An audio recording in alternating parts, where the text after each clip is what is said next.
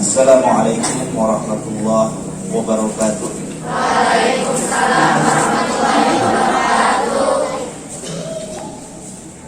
Ada yang kondisinya lagi sakit nggak? Siapa? Sakit? Tapi masih bisa mengikuti? Bisa ya? Ada berapa orang? Satu ya?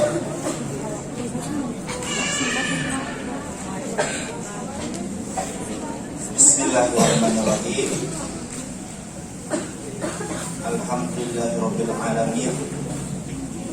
Wal 'aqibatu lil muttaqin wala 'udwana illa 'alal zalimin. Asyhadu an la ilaha illallah wahdahu la syarika lah. Wa asyhadu anna Muhammadan 'abduhu wa rasuluh la nabiyya ba'dah. Allahumma sholli ala sayyidina Muhammadin nabiyil ummi wa ala alihi wa sahbihi wa sallim. Amma ba'd. Hadirin hadirat ikhwani rahimakumullah, sahabatku santri putri ya. Dalam kesempatan kali ini alhamdulillah kita dikumpulkan di tempat yang mulia ini dengan acara pembekalan untuk santri putri yang akan melaksanakan kemah akbar di Batu Makkah. Acara pembekalan ini dengan cara metode ruqyah mudah-mudahan menjadi wasilah meningkatkan keimanan dan ketakwaan dan kualitas berkhidmah kepada guru kita Syekh Akbar Muhammad Fatur Rahman. Amin ya Allah ya Rabbal alamin. Namun sebelumnya ke acara inti saya akan menjelaskan sekelumit tentang masalah ruqyah supaya tidak sih ini ruqyah teh sebenarnya itu di kumahakeun sih urang teh gitu ya. Aduh, ada yang ngerti bangsa Sunda? Banyak ya. Apa sih ruqyah itu? Nah, jadi kalau ada pertanyaan-pertanyaan itu saya akan jelaskan. Makanya saya akan jelaskan sebelumnya tentang masalah ruqyah. Apa itu ruqyah? Ruqyah yaitu metode pengobatan dengan cara membacakan ayat-ayat tertentu atau doa-doa yang sudah dicontohkan oleh Nabi Muhammad SAW pada pasien atau tempat yang sedang mengalami gangguan, baik gangguan lahir ataupun gangguan batin.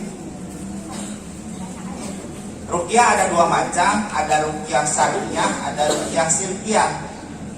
Ruqyah syar'iyah yang seperti tadi saya sudah katakan bahwa doa-doa yang dibacakannya atau ayat-ayat yang dibacakannya ngambil dari ayat suci Al-Quran.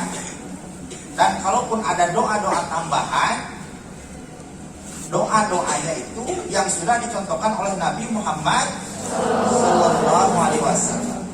Dan insya Allah dalam kesempatan kali ini, selain kita membacakan ayat suci Al-Quran, yaitu kita akan membacakan doa, yaitu doa Hamiduh An-Nabawi. Sebagaimana kita tahu bahwa doa Hamiduh An-Nabawiyah ini yaitu doa yang dirangkum dalam kitab Hadikatul Yaqin yang dinukil dari kitab Dadil Mi'raj.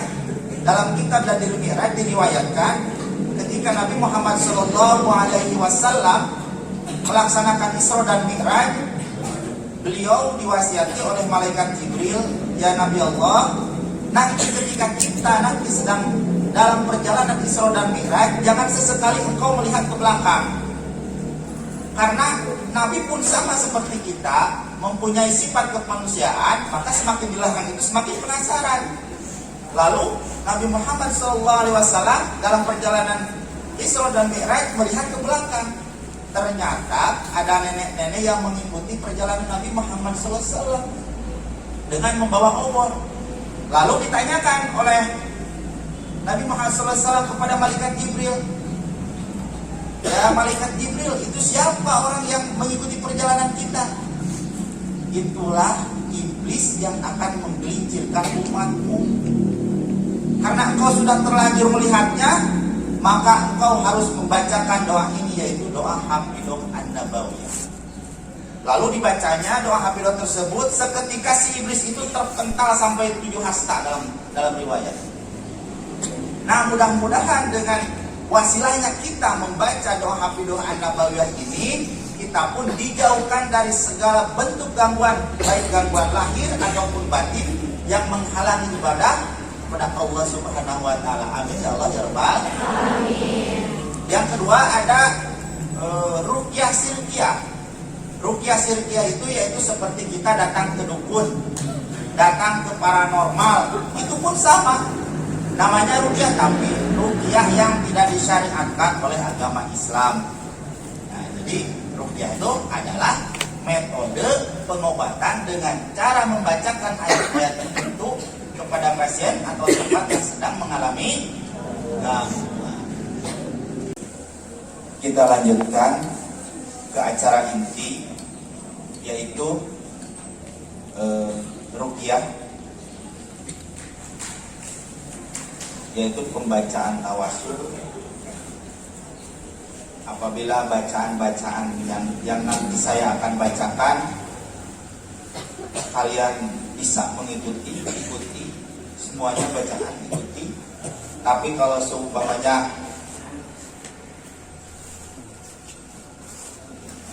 seumpamanya kalian tidak bisa mengikuti bacaan-bacaan, ada bacaan-bacaan yang tidak bisa diikuti atau belum hafal, kalian tinggal ganti dengan istighfar dalam hati ya. Pejamkan matanya, tundukkan kepalanya, hadirkan guru, Rasul dan Allah. Jangan dihadirkan, fokus terhadap diri kita. A'udzubillahi minasyaitonirrajim. Bismillahirrahmanirrahim.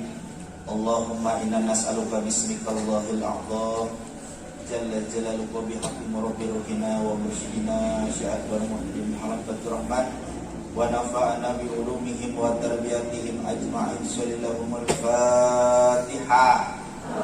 Bismillahirrahmanirrahim. Alhamdulillah suaranya. Iyyaka na'budu wa iyyaka nasta'in ihdinas siratal mustaqim siratal ladzina an'amta 'alaihim ghairil maghdubi 'alaihim waladdallin. La ilaha illallah wallahu akbar walillahil hamd. Bismillahirrahmanirrahim. Qul huwallahu ahad, Allahus samad, lam yalid wa lam yulad wa lam yakul lahu kufuwan ahad.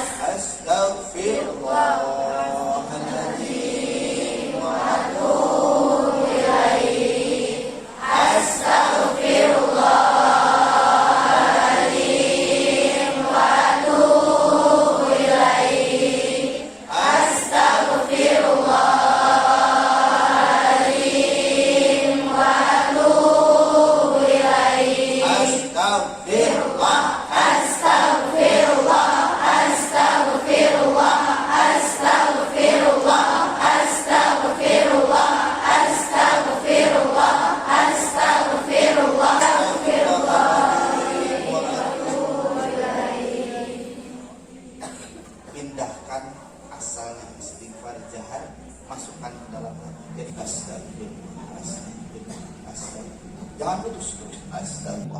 Astagfirullah, astagfirullah, astagfirullah. Terus koneksikan hati kita. Hadirkan guru, hadirkan Rasul, hadirkan Allah. Koneksikan hati kita dengan guru. Koneksikan hati kita dengan Allah. Fokus, jangan lihat kiri kanan. Anfusakum wa ahlikum nar. Inilah posisi muhasabah kita. Cerita meminta pertolongan kepada Allah sekemampuan kita, sekuat tenaga kita. Seandainya bisa menangis, menangislah.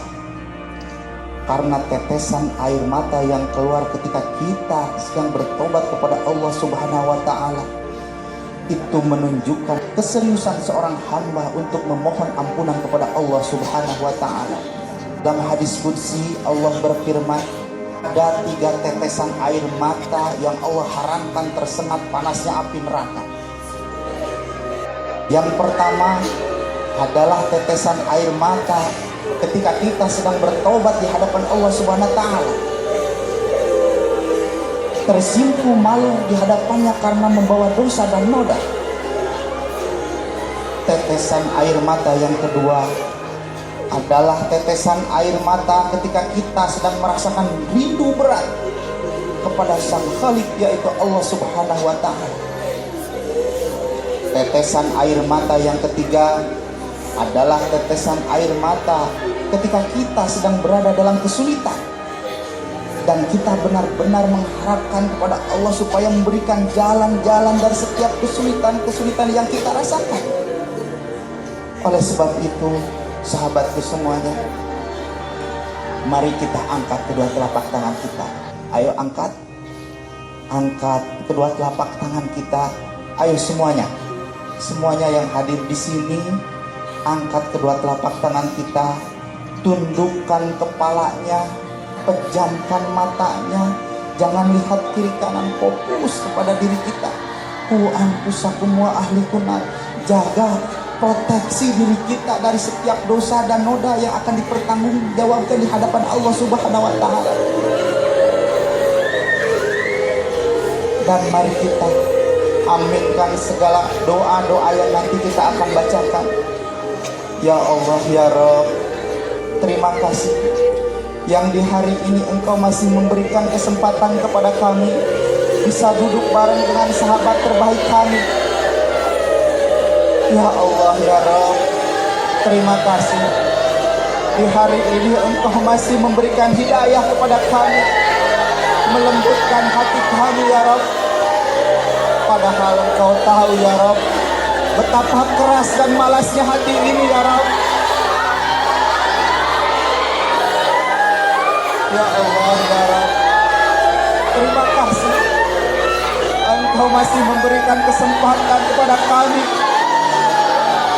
berhikmah kepada guru kami menjadi satu sahabat. Ini anugerah terbesar buat kami, ya Rabb. Terima kasih, ya Rabb. Terima kasih.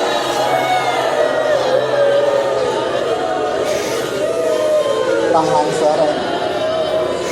Ya Allah, ya Rabb, terima kasih atas Engkau yang senantiasa menatap hati kami, mendengarkan keluh kesah kami, mengabulkan setiap bisikan doa kami dan rintihan doa kami, ya Rabb. Padahal Engkau tahu, ya Rabb, betapa sering panggilan Engkau kami lalaikan, betapa sering setiap ibadah kami lupakan. Tapi di hari ini, ya Rabb, Engkau ringankan langkah kami, Engkau mudahkan langkah kami, ya Rabb. Terima kasih, ya Rabb. Ya Allah, ya Rabb, terlalu banyak dosa-dosa kami yang kami lakukan, ya Rabb. Sebegitu besar sehingga kami tidak mampu mengutarakan.